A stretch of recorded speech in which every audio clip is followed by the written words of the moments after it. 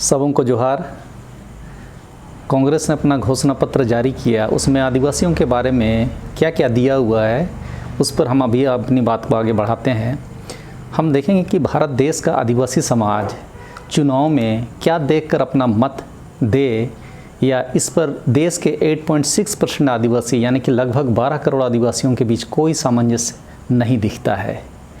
देश के 10 राज्यों में रहने वाले आदिवासियों का जल, जंगल और ज़मीन से संबंधित अधिकार जो संविधान और ज़मीन के कानूनों, जैसे झारखंड में CNT एक्ट है, SPT एक्ट, तो उड़ीसा अनुसूचित क्षेत्र अचल संपत्ति हस्तांतरण विनियम 1956, तो आंध्र प्रदेश में अनुसूचित क्षेत्र भूमि हस्तांतरण विनियम 1959 आदि आदि सभी आदिवासी राज्यों में हैं। इन सब कानूनों में दर्ज होकर है। ये सब कानून कमोवेश एक जैसे ही हैं। आदिवासियों के जल, जंगल और ज़मीन की सुरक्षा इन कानूनों के मूल हैं। उसके बावजूद आदिवासियों का शोषण अलग अलग राज्यों में अलग अलग पार्टी के सरकारों के मार्फत जारी है। सबसे ज़्यादा विस्थापन की समस्या कहीं खनन के कारण, कहीं शहरीकरण के कारण, कहीं नगरपालिका के कारण, तो कहीं सड़कों, SEZ, सीधे तौर पर कहें तो विकास के नाम पर आदिवासियों को जल, जंगल और ज़मीन से बेदखल होना पड़ा है। भारत सरकार के अनुसार तो कुल विस्थापित हुए लोगों का 40% आबादी आदिवासियों की है, यानी करीब 1 करोड़ के लगभग आदिवासी विस्थापित हुए हैं। कहाँ गए इसका सरकार के पास भी जवाब नहीं है, और न ही अब इनकी गिनती ही आदिवासियों में हो पा रही है, क्योंकि दूसरे जगहों पर उन्हें बसाए जाने से उनकी भाषा, संस्कृति, रहन सहन, पहनावा, खान पान सब दूषित हो गए हैं और उन्हें गैर आदिवासी और आदिवासी के बीच की आबादी में वो ले जाए गए हैं। इन मुद्दों पर अलग से कभी बात करेंगे, लेकिन इस वीडियो को बनाने का मेरा मकसद चुनाव में राजनीतिक पार्टियों के घोषणा पत्रों में आदिवासियों की क्या स्थिति है उस पर बात करने जा रहा हूँ। जिस भी पार्टी का घोषणा पत्र में आदिवासी हितों पर या आदिवासियों पर बात होगी, उसका हम विश्लेषण करने का प्रयास करेंगे। इस समय तक कांग्रेस का घोषणा पत्र आ गया है, उसमें आदिवासियों के न्याय के बारे में जो बातें कही गई है उसकी बात हम इसमें करते हैं। जब BJP का आएगा तो उसकी भी बात की जाएगी। कांग्रेस के घोषणा पत्र में हिस्सेदारी न्याय के अंतर्गत यह दावा किया गया है कि देश की अनुसूचित जाति, अनुसूचित जनजाति यानी आदिवासी और पिछड़ा वर्ग की आबादी 70% के लगभग है, लेकिन उन्हें सिर्फ 50% आरक्षण ही मिल रहा है। तो कांग्रेस पार्टी के अनुसार जाति जनगणना के मार्फत वह 50% के कैप को समाप्त करेगी। अब यदि देखा जाए तो हम सभी इतना तो जानते ही हैं कि ब्राह्मण, क्षत्रिय और वैश्य लगभग 15-17% ही इनकी आबादी है। तो यदि जाति जनगणना होती है तो मेरा तो मानना है कि सिर्फ अनुसूचित जाति, अनुसूचित जनजाति और पिछड़ा वर्ग का ही आरक्षण नहीं बढ़ाया जाए, वरन ब्राह्मण, क्षत्रिय और वैश्य का आरक्षण भी 15-17% पर ही सीमित कर दिया जाना चाहिए। जिसकी जितनी संख्या उसका उतना हक। तो इस हिसाब से कांग्रेस का यह दावा आदिवासियों के हित में है। दूसरा, आर्थिक रूप से कमज़ोर वर्ग को अभी दिया जा रहा 10% का आरक्षण अपर कास्ट के लोगों पर ही केंद्रित हो गया है। कांग्रेस के दावे के अनुसार यह आरक्षण सभी जातियों के आर्थिक रूप से कमज़ोर वर्गों को दिया जाना चाहिए। मेरे ख्याल से यह दावा भी आर्थिक रूप से कमज़ोर वर्गों के लिए अच्छा कदम होगा। तीसरा, हमने इन कुछ सालों में सरकारी नौकरियों में बहाली लगभग नहीं देखी, जिस कारण सरकार में बहुत रिक्तियां हैं। कांग्रेस उन रिक्तियों को 1 साल में भरने का दावा कर रही है। इस पर मेरा विश्वास है कि अनुसूचित जाति, अनुसूचित जनजाति और पिछड़ा वर्ग वैसे भी वंचित समुदाय हैं, उन्हें उनके हक से दूर रखना भी अन्याय है। जितनी जल्दी उन रिक्त पदों को भरा जाएगा उतना ही जल्दी न्याय मिल सकेगा। मिलेगा या नहीं यह तो नहीं जानता, लेकिन प्रतिवर्ष 2 करोड़ नौकरियों की जुमला वाली बात तो हमने मौजूदा प्रधानमंत्री से ही सुनी थी। चौथा, कई विभागों को आजकल संविदा भर्तियों के तहत ठेकेदारों के हवाले कर दिया गया है, जिस कारण संविधान में आरक्षण की व्यवस्था बेमानी हो गई है। कांग्रेस के दावों के अनुसार वह उन रिक्तियों में नियमित भर्तियां करेगी। मेरे ख्याल से यह सही न्याय है। जब संविधान ने हमें आरक्षण की सुविधा दी है ताकि आदिवासियों के साथ न्याय हो, तो उसे आउटसोर्स करके या ठेकेदारी से समाप्त करने का प्रयास ही दिख रहा है। उन जगहों पर नियमित भर्तियों से आदिवासियों को उनका हक मिलेगा। पाँचवां, कांग्रेस का दावा है कि घर बनाने, व्यवसाय शुरू करने आदि के लिए अनुसूचित जाति और जनजाति समूहों को मिलने वाली लोन की सीमा बढ़ाई जाएगी। मेरे ख्याल से ज़रूरतमंद आदिवासियों को मुफ्त आवास तो मिले ही, लेकिन यदि साधारण आदिवासी को जो मुफ्त आवास की सुविधा से बाहर है को यह ब्याज विहीन लोन मिले, और व्यवसाय के लिए भी यही व्यवस्था मिलनी चाहिए। आखिर आदिवासियों के ज़मीन से निकलने वाले कोयला, खनिज, इन सब से ही तो देश मालामाल हो रहा है। वैसे में अनुसूचित क्षेत्र में बिजली, पानी, स्कूल, कॉलेज आदि सभी आदिवासियों के लिए मुफ्त होना चाहिए। छठवां, भूमिहीनों को भूमि देने का वादा कांग्रेस कर रही है, लेकिन मेरा मानना है कि आदिवासी इलाकों को, वहाँ के आदिवासियों को ही भूमि मिले, ना कि बाहर वालों को, क्योंकि समता जजमेंट आदि में हमने देखा कि बाहरी गैर आदिवासी यदि आदिवासी इलाकों में आकर बस जाएगा तो आदिवासियों की भाषा, संस्कृति को प्रभावित करेगा, जबकि संविधान हमें अपने संस्कृति के संरक्षण की गारंटी देता है। सातवां, कांग्रेस यह दावा कर रही है कि अनुसूचित जाति और आदिवासियों को सरकारी कार्यों में अनुबंध का अधिक मौका मिले, जिसके लिए आवश्यक पॉलिसी बनाएगी। मेरे ख्याल से यह अच्छा कदम है। आदिवासी भी आजकल बिजनेस और ठेकेदारी में हाथ आजमा रहे हैं और इस कदम से रोजगार की संभावनाएं काफ़ी बढ़ेगी। आठवां, कांग्रेस के घोषणा पत्र के अनुसार अनुसूचित जाति, आदिवासी और पिछड़ा वर्ग को उच्च शिक्षा में मिलने वाली छात्रवृत्ति दुगुना करेगी, विदेशों में पढ़ने में मदद करेगी और पीएचडी के छात्रवृत्ति की संख्या भी दुगुनी करेगी। छात्रवृत्ति बढ़ाने से मनोबल बढ़ेगा, इसलिए इसे सही कदम मान सकते हैं। विदेशों में यदि आदिवासी बच्चे पढ़ें तो मेरे हिसाब से तो सरकार को ही पूरा जिम्मेदारी उठा लेना चाहिए। वही आदिवासी बच्चों के प्रति न्याय साबित होगा। नवां, कांग्रेस का कहना है कि वह अनुसूचित जाति और आदिवासियों के लिए आवासीय विद्यालयों की स्थापना हर ब्लॉक में करेगी। यह स्वागत योग्य कदम है, लेकिन एक संशय भी है। अभी हमने सुना कि सैनिक स्कूलों का संचालन, जिसकी जिम्मेवारी आरएसएस के लोगों को दी जा रही है, वैसा नहीं होना चाहिए। नहीं तो आवासीय विद्यालय खोलकर आदिवासियों को गैर आदिवासी बनाने का वो कारखाना बन जाएगा। 10वां, कांग्रेस के दावे के अनुसार सामाजिक न्याय का संदेश फैलाने के लिए समाज सुधारकों की जीवनी और उनके कार्यों को विद्यालय के पाठ्यक्रम में शामिल किया जाएगा। मेरे हिसाब से यह कदम भी अच्छा कदम है, लेकिन आदिवासियों के बीच अधिकतम आदिवासी समाज के सुधारकों को ही किताबों में जगह मिलना चाहिए, ना कि बाहरी व्यक्ति को।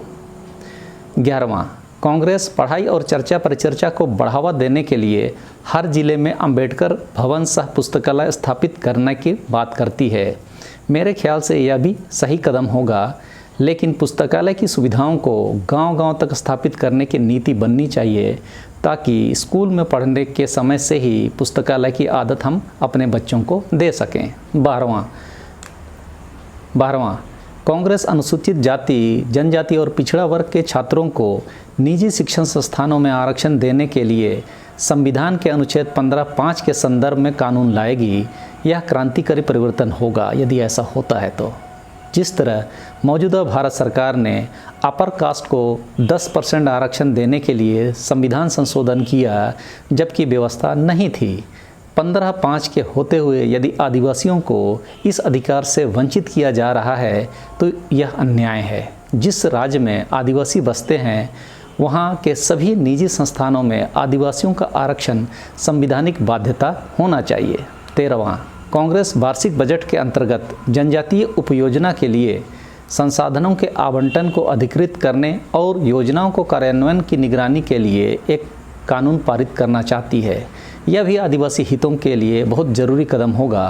आजकल हम अक्सर सुनते हैं कि आदिवासी उपयोजना का बहुत सारा पैसा बंदरमाट किया जाता है और शहरों में खर्च किया जाता है।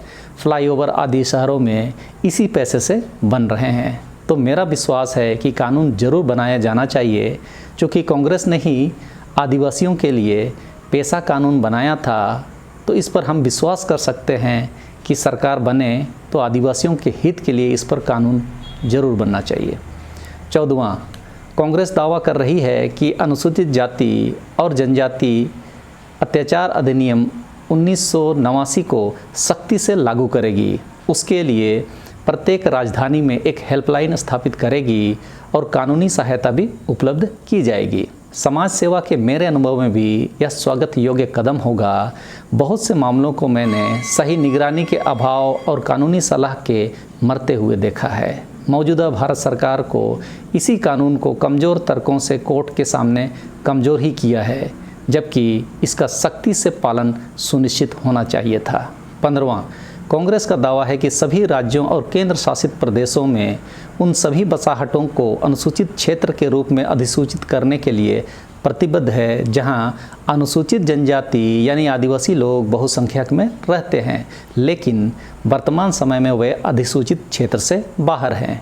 यह तो बहुत ही ज़रूरी था। अब तक पश्चिम बंगाल जैसे बड़े राज्य या लद्दाख में जो मामला चल रहा है, जहां 97% आदिवासी हैं, जहां सोनम वांगचुक जैसे लोगों को अनशन पर 6वीं अनुसूची में लाने के लिए बैठना पड़ रहा है, यदि कांग्रेस यह कदम उठाती है तो यह देश के 60% आदिवासी लोग जो अनुसूचित क्षेत्र से बाहर रहते हैं को इसका फ़ायदा मिलेगा।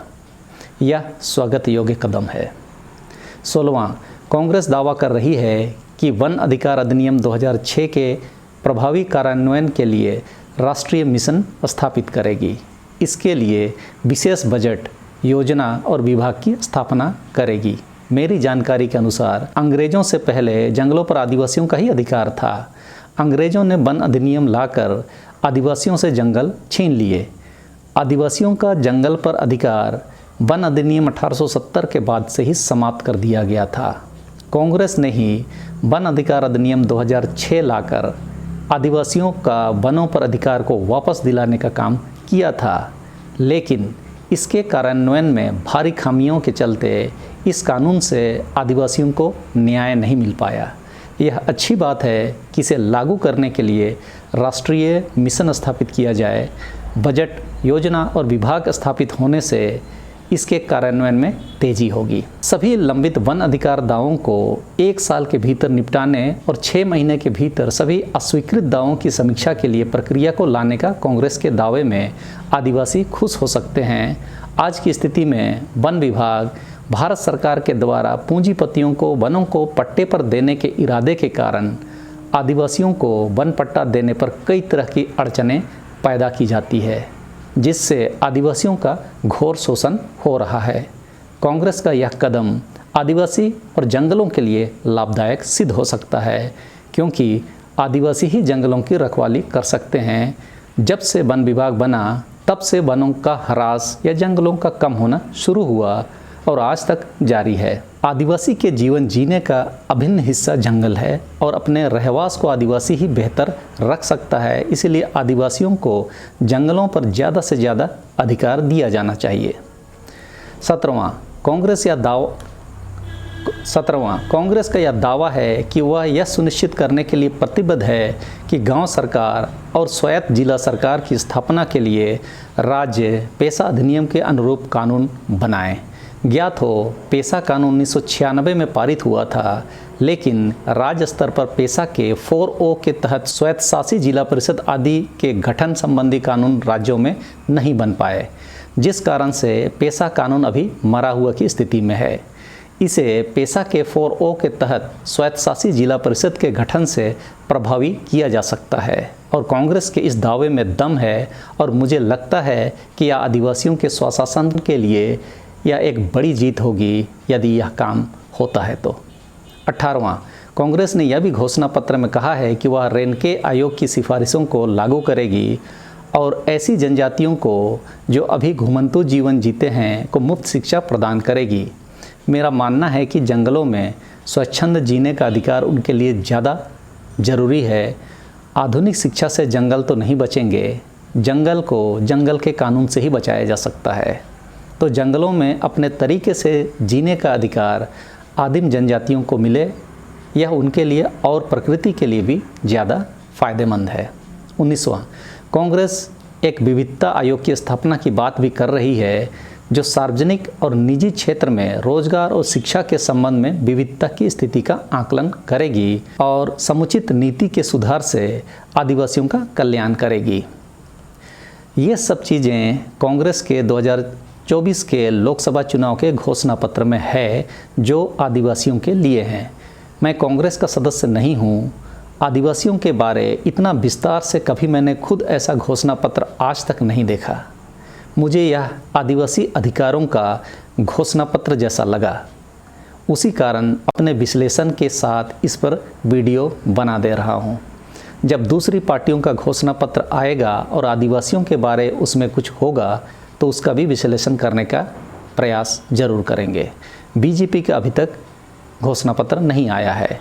देश के हम सभी आदिवासियों के लिए भी ये ज़रूरी है कि हम किन मुद्दों पर संगठित प्रयास कर सकते हैं उस पर चर्चा जरूर करें। कांग्रेस का ये आदिवासियों का घोषणा पत्र हमें जगाने का काम कर सकता है। इन अधिकारों के लिए हम राष्ट्रीय स्तर पर एकजुट हो सकते हैं और एक एक बिंदु पर अलग से चर्चा भी कर सकते हैं।